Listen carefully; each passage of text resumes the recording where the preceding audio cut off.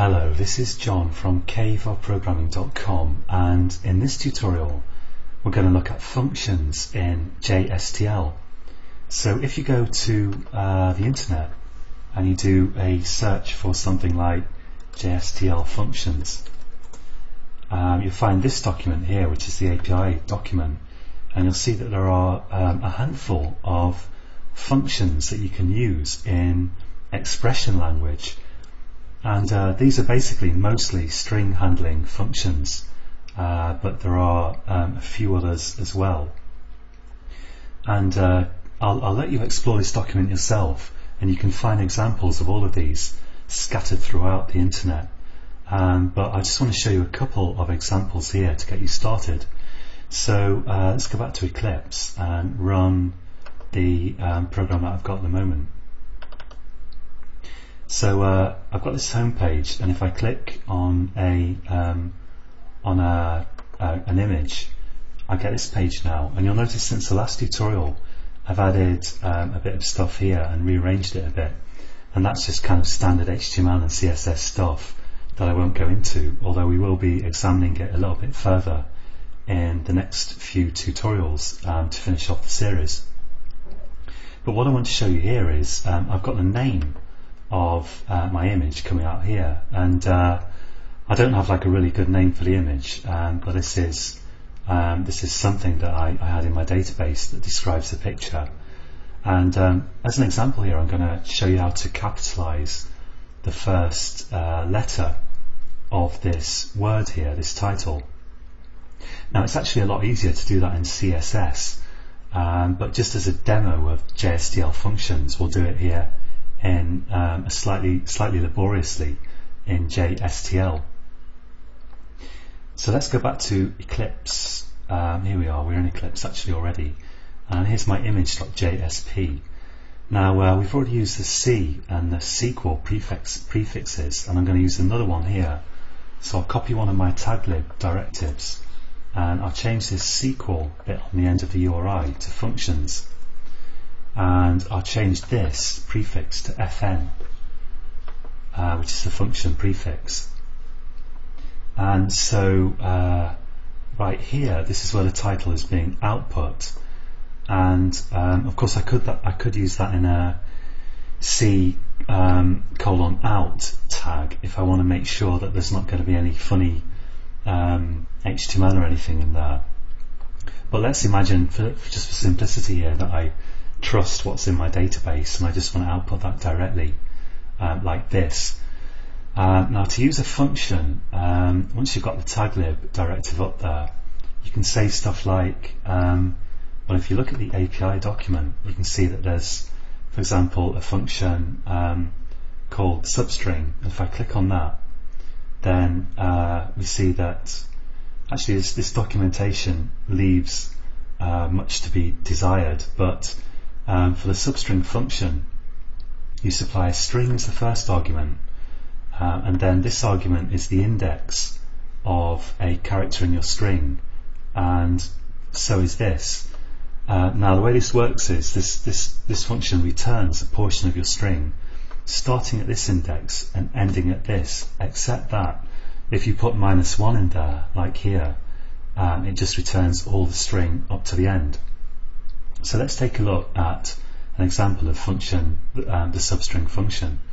So you can use functions within these JSTL brackets, and I'm just going to say here, so I've got a string already right here, and I'm going to say here fn substring, and I'm going to supply this string as the first argument, and then let's say I want the first, the index of the, let's say I want to extract all of this string from the first character to the last one, so I'll say -1 at the end there, and let's run that and see how it looks.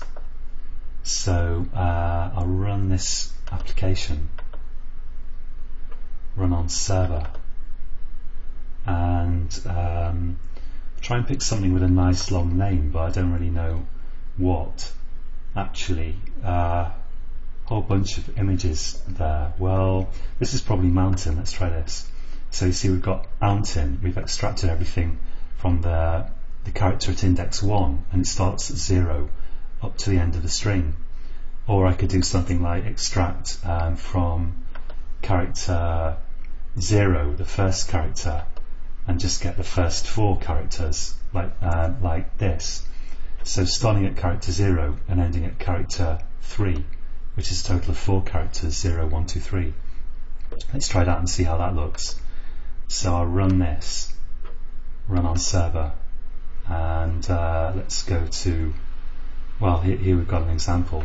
Oh, in fact, I'm wrong. I think I'm mistaken there, because what we're getting is the second argument is actually the number of characters that you want to extract from the string.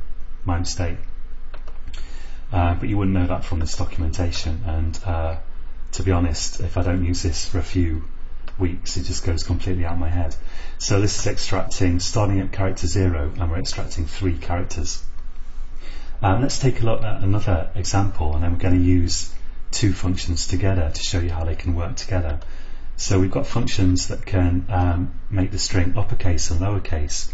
They're called 2 lowercase and 2 uppercase, and so we've got an example here of 2 lower. It's very simple, you just pass the string in that you want to change, and 2 upper, and this documentation is actually wrong, it's missed off the 2 here, but no matter, we can work with that.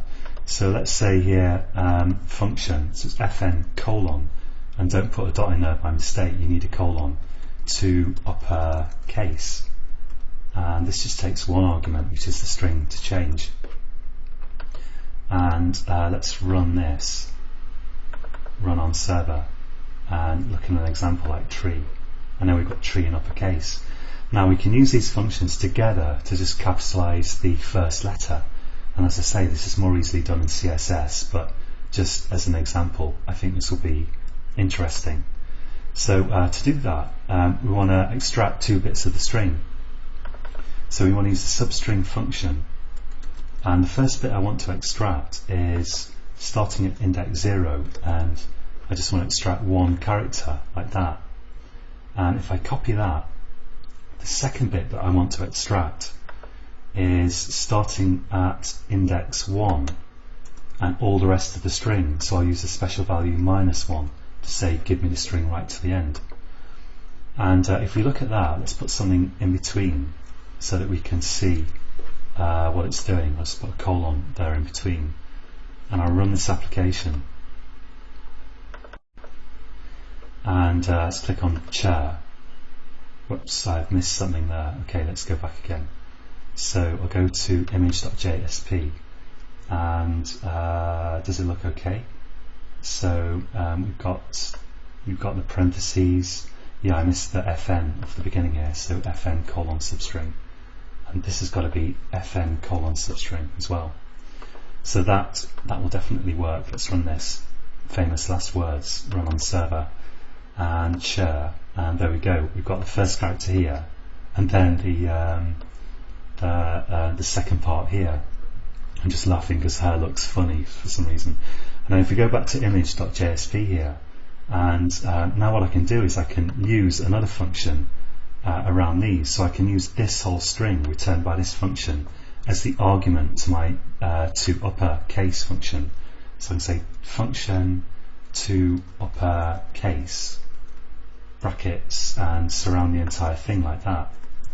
And let's do the same here, function to lower case, and put a bracket there. So this should work, and let's run this, run on server, and money, so here we've got a capital N, and all I have to do now to put this together is let's just maximize the editor here. I just need to get rid of this stuff in the middle, really. So concatenation in expression language is achieved just by putting strings next to each other, and if I want to be really sure that this is not going to spit out some special characters that will screw up my HTML, I can use this in a cout tag. So I can say cout value equals and speech marks there, and then close the cout tag like this. So if I've got that right, now we will have what we want. And just to repeat, I think you probably got it, but this bit is returning a string, and I'm just supplying that string as if it was just a simple string and not the return value of a function to this other function, which is why they're kind of nested in each other. Now let's run this again. So one last time here, hopefully, fingers crossed. I'll run this and run on server and click on something like door, I think this is, and then we've got door, and we've done what we wanted to do. So that's it for this tutorial, and there are just a few functions here, but they're quite useful from time to time. And so until next time, happy coding.